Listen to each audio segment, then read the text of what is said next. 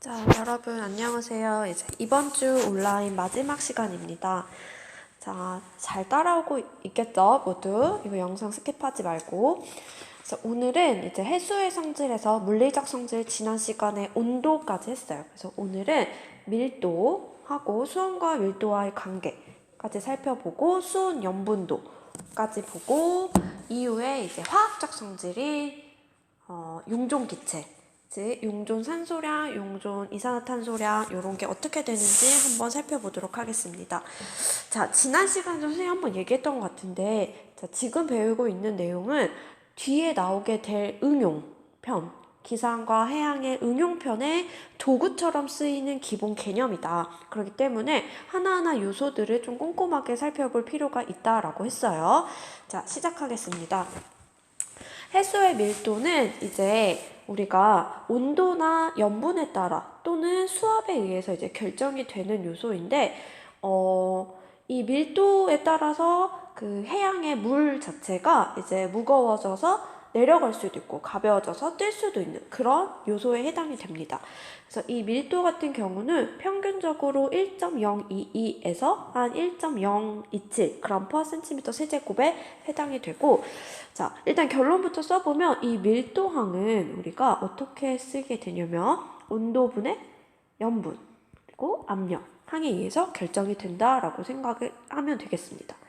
즉 밀도가 해양의 밀도, 그러니까 해수 덩어리 자체의 밀도가 언제 증가를 하게 되냐면 온도, 수온은 어때야 될까요? 낮을수록 밀도가 커지게 되고 염분이 짤수록 커지게 되고, 그 다음에 압력, 수압이 커질수록 이 밀도항이 커진다라고 보면 되겠습니다. 자, 그러면 생각해 볼게요. 태양 복사 에너지에 의해서 이 수온이 결정된다라고 했는데, 저위도와 고위도에서는 태양 복사 에너지가 저위도 쪽으로 몰려가죠. 그러니까 온도는 훨씬 더 높을 거예요. 그쵸? 온도가.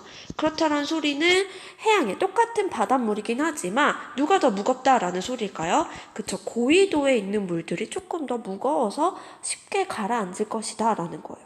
그래서 이 고위도에서는 어떤 일이 일어나게 되냐면 이 해양 덩어리, 물 덩어리들의 밀도가 크기 때문에 이 고위도에서는 침강이 잘 일어나게 돼요. 해수의 침강. 그래서 이 해수의 침강으로부터 해양이 순환하게 되고, 그리고 이 물들이 순환하게 되면서 고위도에 있는 물들은 저위도로 가고, 저위도에 있는 물들은 표층에서 이제 고위도로 올라가게 되면서 물질과 에너지를 순환하게 되는 역할이 결국에 여기서부터 시작된다라는 소리예요. 될까요? 자, 그런데 이게 자연의 이치야. 그런데 지금 현재는 지구온난화가 계속 가속화되면서 이상기후 현상이 계속 발달하고 있죠. 그러면서 이 고위도의 물들이 차가워야지만 밀도가 커서 가라앉을 수가 있는데, 그런 현상들이 잘 일어나지 않는 거야. 왜? 온도가 계속 낮지 않고 높아지니까 누가 녹을까, 얘들아?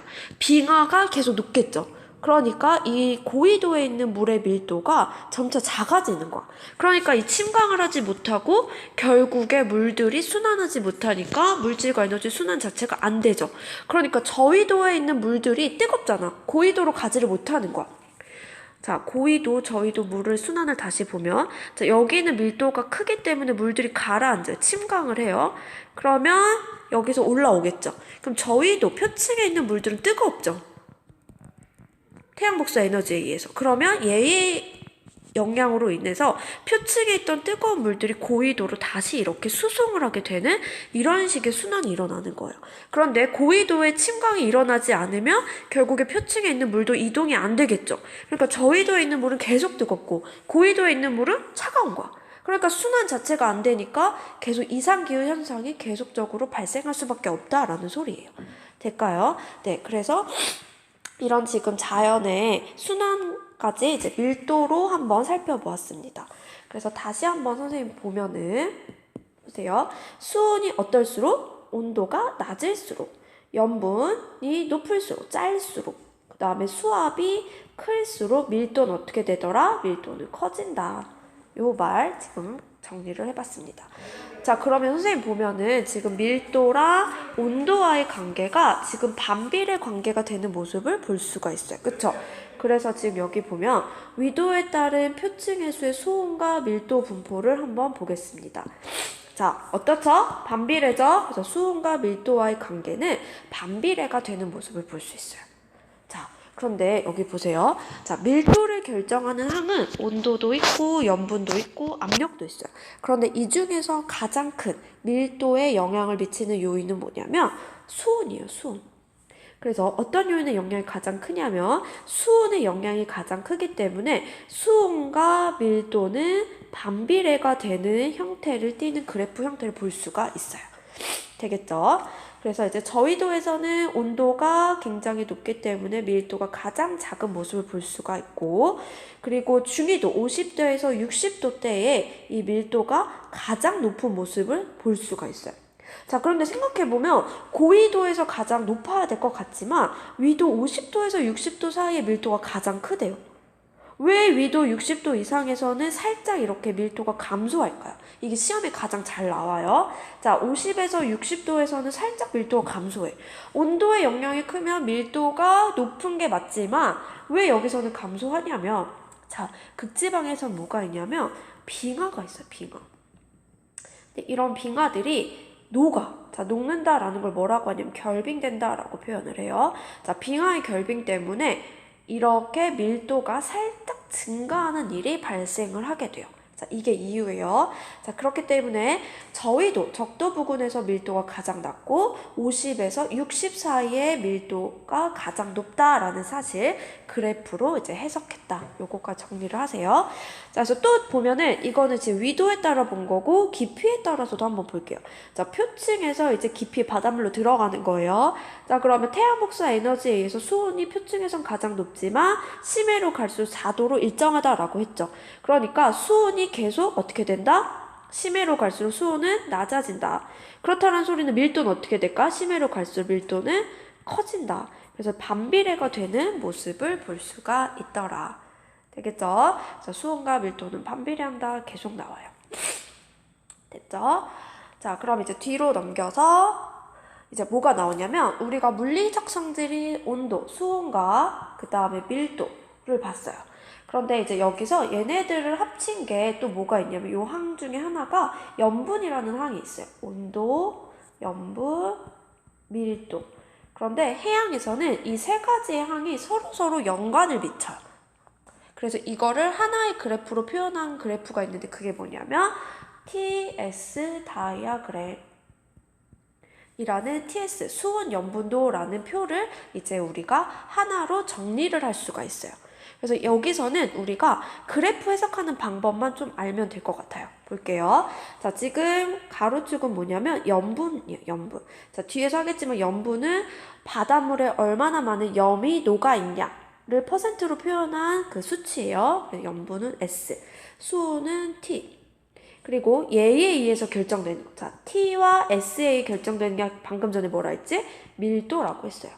다시 보면, 자, 밀도라고 하는 거는 T분의 S에 영향을 미친다라고 했죠. 그래서 이 세 가지의 항은 항상 같이 가는 거다. 그렇기 때문에 가로축은 염분, 세로축은 온도. 그래서 결정되는 이 항들, 파란색으로 표시된 게 뭐냐면 밀도예요. 자, 그러면 어떻게 볼 수 있냐면 보세요. 지금 오른쪽으로 갈수록 염분이 커지고 있고 수온도 위로 갈수록 커지고 있어요. 그렇게 되면 자, 이렇게 위에서 아래로 가면 갈수록 밀도가 1.025, 1.016, 1.027, 1.028 점점 어떻게 하고 있어요? 밀도가 커지고 있는 모습을 볼 수가 있어요. 그래서 이 선 자체가 등 밀도가 같은 선을 이었다라는 거 읽어주면 돼요. 될까요? 자, 그러면 얘를 가지고 선생님이랑 같이 판단을 한번 해볼게요. 자, A, B, C가 있는데 그 중에서 수온을 한번 비교를 해볼게요. 자, 수온은 누가 제일 높을까? 위로 갈수록 높은 거죠? 그래서 B, A, C 순서예요. 그치? B, A, C 순서대로 수온이 높고, 그 다음 염분은 가로축 봐주면 되죠? 그래서 가로축 A, C, B 순서대로 높아지고 있어요. 그래서 염분은 B, C, A 순서대로 높아지고 있더라. 자, 근데 선생님 뭐라고 했냐면 여기서 T랑 S가 밀도에 영향을 주지만 이 T의 영향이 훨씬 크다라고 했어요. 즉 반비례 관계다라고 했어요. 그러면 수온이 B가 가장 높고 C가 가장 높죠. 그럼 밀도는 누가 가장 높을까요? 그쵸? C가 가장 높은 걸 알 수가 있어요. 그 진짜 그래프에서 그런지 보면은 지금 아까 어떻게 했냐면 이쪽으로 올수록 밀도가 커진다라고 했어요. 지금 대각선 쪽에 가장 높은 게 C죠, C. 그리고 누굴까? C, A, B는 똑같은 선에 있네요. 그래서 C, 그리고 A, B 순서대로 간다라는 거 볼 수 있어요. 될까요? 그래서 수온, 염분, 밀도는 항상 같이 가는 요소들이다라는 거 이해하면 되겠습니다. 자, 그러면 우리 탐구 자료 하나 보고 문제 하나 볼게요. 자, 그림 가와 나는 우리나라 주변 해역의 계절에 따른 표층 수온과 표층 염분 분포를 나타낸 거래요. 자, 여러분, 표층 수온은 누구에 의해 결정된다고 했지? 표층.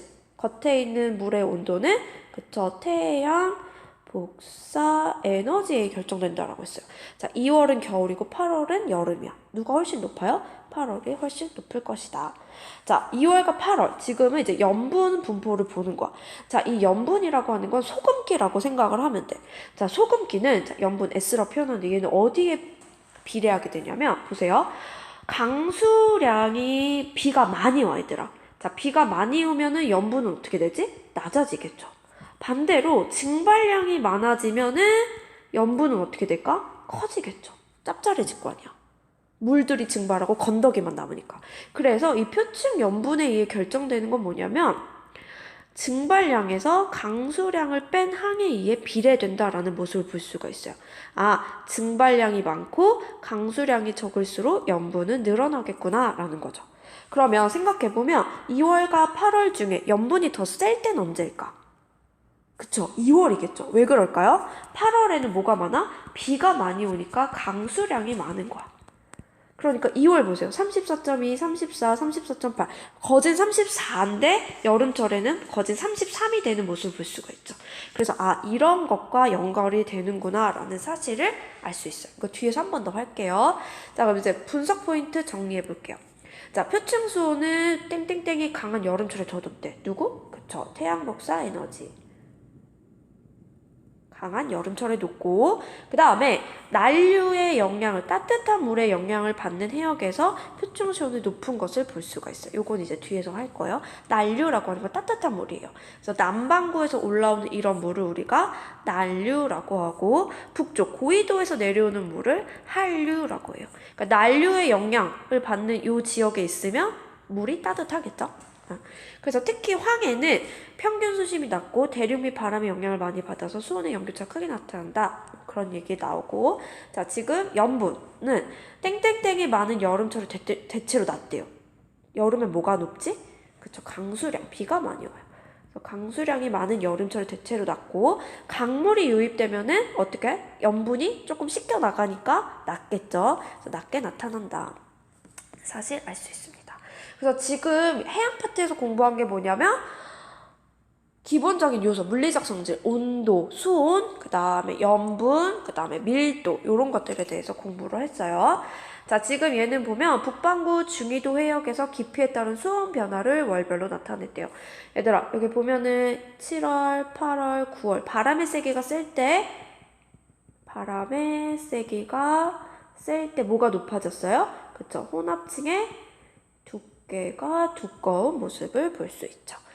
자, 해볼게요. 자, 수온 약층은 여름철에 뚜렷하게 나타난다라고 했는데 이 수온 약층이라고 하는 거는 선생님 뭐라 했지? 수온 약층이 뚜렷하다, 발달을 잘한다라는 소리는 표층에 있는 온도와 심해에 있는 온도가 클수록 뚜렷하게 발달한다라고 했어요. 그쵸? 그래서 표층 온도와 그다음에 심해 온도의 차이가 클수록 수온 약층이 잘 발달되는 안정층이 만들어진다. 즉, 그러면 심해는 항상 4도니까 표층의 물은 어때야 될까? 높아야겠죠. 그럼 차이가 심한 계절은 언제야? 그쵸, 여름철이 되겠죠. 그래서 여름철에 뚜렷하게 나타난다. 맞는 보기. 니은 8월 이후가 되면은 이제 가을에서 겨울로 넘어가죠. 그러니까 바람의 세기가 어떻게 돼요?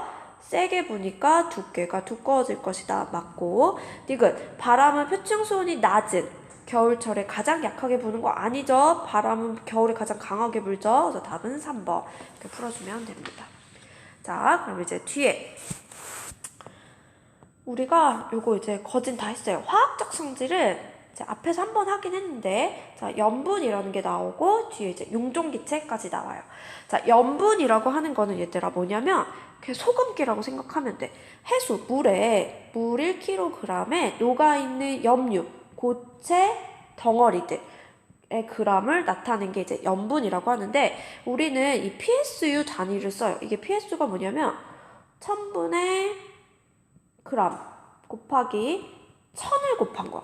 1000을 곱한 것을 우리가 PSU 단위라고 써요. 알겠죠? 그래서 보통 평균은 35 PSU라고 해요. 자, 그래서 보통은 어떤 염류가 들어있냐면 NaCl, 소금, 그리고 염화 마그네슘, MgCl2, 그리고 황산 마그네슘, MgSO4. 이런 애들이 이제 고체 덩어리들로 녹아있고, 이런 것들을 이제 총 그램으로 따져보면 27.21, 3.82 뭐 이런 식으로 되어 있는데, 얘네들을 이제 비율로 바꿔보면은 그 비율이 어느 해양을 가도 항상 일정하대요. 그게 뭐냐면 염분비 일정의 법칙이에요. 그러니까 이 염화나트륨 하나의 그램수만 알아도 이 바다의 염화 마그네슘의 양을 알 수 있다라는 소린 거예요. 될까요? 그래서 상대비는 어느 바다를 가도 항상 똑같다라는 거 하나 기억해 둘게요. 자, 그럼 표층 염분의 변화, 이 염분에 이제 그 양에 영향을 미치는 요인들을 살펴보면 대표적으로 이 세 가지가 있어요. 첫 번째, 증발량과 강수량. 아까 방금 전에 설명했죠. 자, 염분의 이 염의 비율이 높아진다. 자, 염분이 높아진다라고 하려면 어떻게 해야 돼? 증발은 많이 되고 강수량은 적어야 되는 거죠. 그래서 얘네들을 합쳐보면 증발량 빼기 강수량이 클수록 염분이 커진다라는 거 하나 요인 정리해두고, 두 번째, 강물의 유입은 어떻게 해야 될까? 유입, 물의 유입은 적어야지만 염분이 증가할 거예요. 다음 세 번째, 해수의 결빙이라고 하는 건 뭐야? 결빙, 녹는다라는 거고, 결빙은 어는 거. 해빙은 뭐예요? 해빙은 녹는 거. 그죠? 그러니까 결빙이 어떻게 돼야 돼? 많이 되고 해빙이 적어야지만 염분이 증가하겠죠. 될까요? 네. 그래서 다시 보게 되면, 자, 염분의 영향에 미치는 요인에서는 증발량과 강수량, 그리고 강물의 유입, 그 다음에 해수의 결빙과 해빙, 요런 것들을 한번 볼 수 있어요. 자, 근데 이제 우리가 얘네들을 위도에 따라 이제 요 양들을 한번 정리를 해보니까, 보세요. 지금 적도 근방에서 뭐가 가장 높냐면 강수량이 굉장히 높은 모습을 볼 수가 있어요. 그래서 이거에 따라서 자료 해석 문제를 어떤 게 많이 나오냐면, 자, 이거 필기 하나만 할게요. 자, 전 지구적으로 보면은 얘들아, 여기가 적도 0도, 그리고 30도, 그리고 60도, 그 다음에 극지방 90도 이렇게 볼 수가 있는데, 자, 대기대순환의 측면에서 보면 0도에서는 어떤 기압이 지상에 잘 배치가 되냐면, 지상 말하는 거, 지상 지표. 자, 0도 적도 부근에는 저압대가 분포해요. 저기압이. 그러니까 저기압이 분포를 하니까 상승기류에 의해 정란운이 잘 만들어지고 비가 굉장히 많이 오겠죠. 그래서 이 위도 0도에서 강수량이 많다라는 이유는 뭐냐면 저압대, 즉 저기압이 배치되어서 강수량이 많아지는 것이에요. 될까요? 그래서 0도에서는 저압대, 그리고 30도에서는 고압대가 배치가 돼요. 자, 고압대가 배치가 된다라는 소리는 비가 없죠? 맑은 날이죠? 그렇기 때문에 위도 30도 근방에서는 강수량이 적고 상대적으로 증발량이 많은 모습을 볼 수가 있어요. 되겠죠? 그 다음 위도 60도에서는 또 저압대가 분포를 해요. 그러니까 60도가 되면 다시 강수량이 어떻게 될까요? 증가하겠죠. 요 이유예요. 그 다음에 이제 90도로 가면은 고압대. 그래서 저고가 대기대순환 측면에서 이런 식의 기압 배치가 분포가 되기 때문에 이런 식의 증발량과 강수량을 결정한다라는 소리예요. 자, 이렇게 증발량과 강수량이 적도 부근에서는 어때 얘들아? 증발량 빼기 강수량을 하면 적겠죠. 강수량이 훨씬 많으니까. 그렇다는 소리는 염분이 적겠죠. 그래서 요 마지막 그래프가 증발량 빼기 강수량의 그래프예요. 즉 얘랑 누구랑 비례한다? 염분이랑 비교된다. 그쵸? 그러니까 적도에서는 강수량이 훨씬 많았기 때문에 염분이 낮고, 그 다음 30도 부근에서는 누가 높았지? 30도 부근에서는 그쵸? 증발량이 훨씬 많았죠? 30도에서는 고압되기 때문에. 그래서 염분이 높은 모습을 볼 수가 있고, 60도에서는 어때요? 60도에서는 저압되니까 강수량이 많죠. 그래서 염분이 낮다. 자, 고압대에서도 지금 어떨까? 고압대에서는 염분이 높아야 되는 모습을 봐야 되는데, 얘들아 봐봐. 지금 증발량 빼기 강수량은 높아요. 증발량 빼기 강수량은 높다. 고위도에서 여기다 쓸게요. 자, 여기다. 고위도에서 증발량 빼기 강수량은 높아. 왜? 고압대의 배치로 인해서 높아. 그런데 자료를 봤더니 염분의 값이 얘에 따라 높지 않고 살짝 낮은 모습을 볼 수가 있어요. 보이죠? 염분이 낮아요. 여기 염분이 낮아요. 그 이유는 뭐야? 염분이 낮은 이유. 그쵸? 아까도 했었어요. 극지방에서는 뭐가 있어? 빙하가 있어. 근데 그 빙하가 어때요? 계속 녹은 거야. 빙하가 녹으니까 염분이 살짝 낮아지는 모습을 볼 수가 있다라는 거예요. 될까요? 자, 그래서 지금 증발량과 강수량의 분포랑 그 차이가 결국에 염의 양과 비례한다라는 모습을 볼 수가 있어요. 극지방만 제외하고. 되겠죠? 네. 그래서 각 위도별 염분 변화를 보면은 지금 이렇게 다 표시가 된 모습을 볼 수가 있다라는 거. 그래서 정리를 해볼게요. 자, 적도지방에서는 저압대, 저기압이 배치가 되어 있기 때문에 강수량이 훨씬 많더라. 그러니까 염분은 낮고, 중위도, 위도 30도 부근에서는 고압대, 고기압이 배치가 되기 때문에 증발량이 훨씬 많더라. 그러니까 염분이 높고, 극지방에서는 얘들아 고압되긴 하지만 여기서는 해수에 결빙이 일어난다. 그렇기 때문에 염분이 높게 빙하가 녹는 얘들아 해빙이 일어나면 염분은 낮아지고, 예를 들어 빙하가 만약에 다시 얼었어. 빙하가 어는 걸 우리가 결빙이라고 하죠. 얘는 염분이 높아지더라. 두 가지 케이스로 볼 수 있지만 여기 자료에서는 어떻다? 빙하가 녹은 자료가 되겠죠? 네. 그래서 이렇게 따질 수 있습니다. 자, 그러면 이제 마지막, 조금 길어지는데 여기까지만 해볼게요. 자, 마지막 이제 화학적 성질의 마지막이에요. 용종기체. 자, 이 용종기체라고 하는 거는 우리가 두 가지만 보면 돼요. 물에 얼만큼 많은 기체가 녹을 수 있냐가 이제 용종기체량을 따지는 요인이 되는데, 자, 이 용종기체는 산소랑 이산화탄소만 볼 거예요. 알겠죠? 자, 그래서 이 용종기체의 양이 많다라는 소리는 용해도가 높아야 된다라는 소리죠. 그래서 우리는 이 용해도를 정리할 거예요. 자, 이 용해도라고 하는 거는 기체 용해도, 사이다에 이산화탄소 녹아있는 거 생각해봐요. 자, 온도는 어때야 될까요? 낮아야지만 용해도가 커져요. 그리고 또 염분이 낮아야지만 용해도가 커진대요. 그리고 수압, 압력이 높을수록 용해도가 커진다. 그래서 T, S, P, 얘에 의해서 기체의 용해도가 결정된다라는 거 꼭 정리해주세요. 시험에 잘 나와요. 자, 그래서 기체의 용해도는 수압이 클수록, 압력 클수록, 염분 낮을수록, 온도 낮을수록 용해도가 증가한다라는 거 세 가지 요인 꼭 기억을 해주세요. 됐죠? 자, 그런데 여기 이번에는 별표를 하나 쳐볼게요. 자, 이산화탄소는 산소보다 물에 훨씬 잘 녹아요. 그렇기 때문에 어떤 특징이 있냐면 표층에 이 용해도, 표층 용해도를 따지면 산소보다 이산화탄소가 훨씬 높더라. 그러니까 표층에서 농도를 따지면, 표층의 용해도 농도를 따지면 이산화탄소가 훨씬 높다라는 거 하나 기억을 해둘게요. 표층에. 됐죠? 네. 그러면 우리 선생님 지금 방금 뭐라고 했냐면 해양의 이 용종 기체는 다양한 종류를 보는 게 아니라 몇 가지만 본다라고 했어요. 산소와 이산화탄소만 볼 거예요. 알겠죠? 그래서 여기 보게 되면 그래프가 나와요. 산소랑 이산화탄소의 용존 산소량과 용존 이산화탄소량이 나온다. 자, 보세요. 얘는 산소량은 1, 2, 3, 4, 5, 6이야. 근데 용존 이산화탄소량은 44, 46, 48, 50, 52. 훨씬 어떻죠? 크죠? 그렇다는 소리는 산소보다 CO2의 녹는 양이 훨씬 많다라는 거예요. 이해될까요? 네, 그래서 이 정도 일단 1번 정리하고 2번 볼게요. 자, 표층을 봤더니 표층에는 자, 절대적인 수치가 아니라 표층에는 산소가 이산화탄소보다 양이 훨씬 더 어떻다? 더 많다라는 걸 알 수 있어. 표층에서.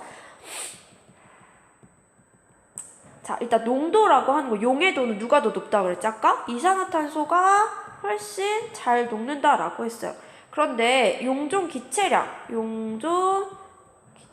아까 선생님 이거 잘못 썼다. 얘들아, 요거 농도라고 바꿀게요. 그냥 표층 농도.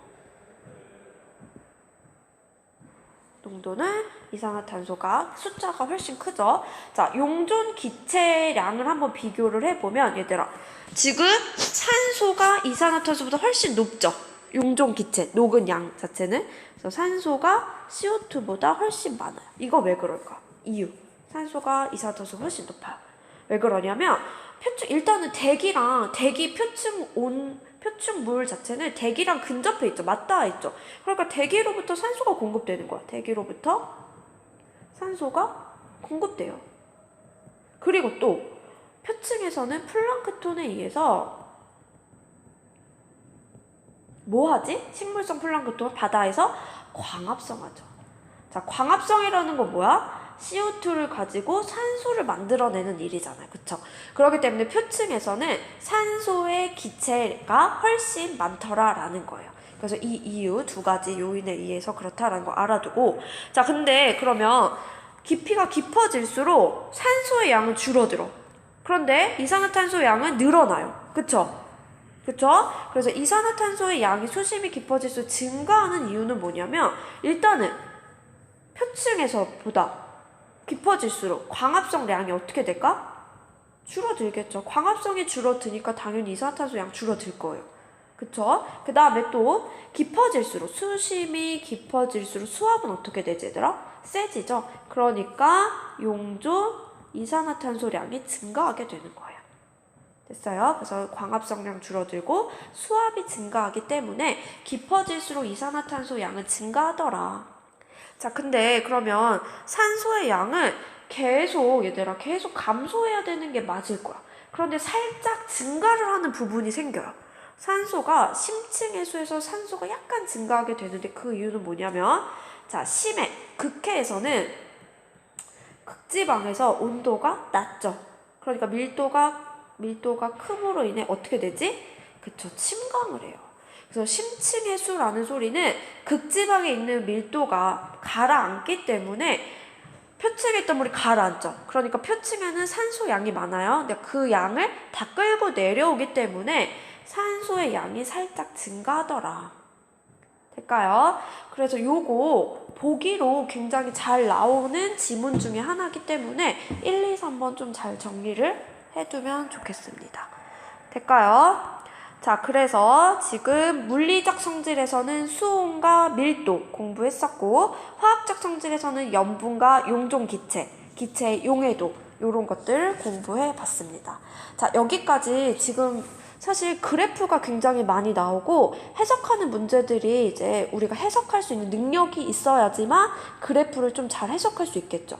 예를 들어 아까 했던 증발량과 강수량의 그래프에서 염분을 추론한다라던가, 아니면 용존산소량과 용존 이산화탄소량의 이 그래프를 보고 왜 그런지 해석하는 이런 것들이 이제 이 단원에서의 주요 포인트라고 생각이 됩니다. 되겠죠? 그래서 여기까지 내용 정리 잘 해두고 이번 주 온라인 3시간에서 좀 많은 내용들을 공부했어요. 그래서 여기까지 좀 잘 정리를 해두고 우리 오프라인에 왔을 때 질문이 있는 친구들은 질문을 하고 빠르게 이제 오프라인에서 수행평가가 끝나게 되면은 요거 한번 스르륵 복습을 한번 해보도록 할게요. 자, 모두 고생 많았습니다. 아, 그리고 요거 문제풀이는 선생님이 언제 올릴 거냐면, 우리가 목요일에 다시 온라인으로 전환되는 시기가 한 번 있어요. 그때 선생님이 문풀 한번 올릴게요. 네, 모두 고생 많았습니다.